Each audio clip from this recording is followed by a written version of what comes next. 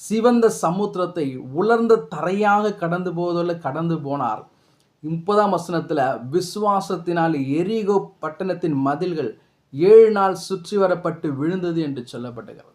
அவருடைய வாழ்க்கையில் 2வது எதை தெரிந்து கொண்டது நிமித்தம் வாழ்க்கையில் கிடைக்கிற காரியங்கள் என்னன்னா, 2வது சொல்லப்படுகிறது அற்புதங்களை அவன் வாழ்க்கையில் செய்கிறார். அவனை கொண்டு கர்த்தர் செய்கிற மகத்துவமான காரியங்களை நம்மளால் வாசிக்க முடியும். அது மாத்திரமல்ல, இதுலேயே நம்ம 33ஆம் வசனம் சொல்லுகிறது, விசுவாசத்தினாலே அவர் ராஜ்யங்களை ஜெயித்தார்கள் என்று சொல்லி. வாழ்க்கையில் கர்த்தர் ஜெயத்தை கொடுக்கிறவராக இருக்கிறார்.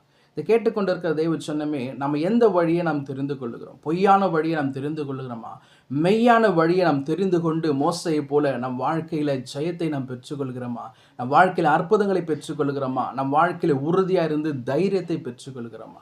கொஞ்ச நேரம் நம் தேவனுடைய பாதத்தில் அமர்ந்து நாம் சிந்திப்போம் என்று சொன்னால், நாம் எதை தெரிந்து கொள்கிறோமோ அதை பொறுத்தே நம்முடைய வாழ்க்கையினுடைய காரியங்கள் அமைகிறதா இருக்கிறது.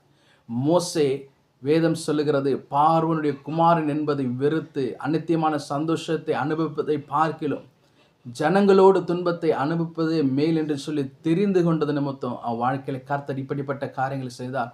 அவரை கொண்டு கர்த்தர் மகத்துவமான காரியங்களை செய்தார். நம்முடைய வாழ்க்கையில நாம் இப்படிப்பட்ட காரியங்களை மோசே போல தெரிந்து கொள்ளும் போது நம்மை கொண்டும் கர்த்தர் பெரிய காரியங்களை செய்ய அவர் உண்மை உள்ளவராக இருக்கார். கர்த்தர் இந்த வார்த்தை நிமித்தம் நம்மை நடத்துவாராக. ஆமென்.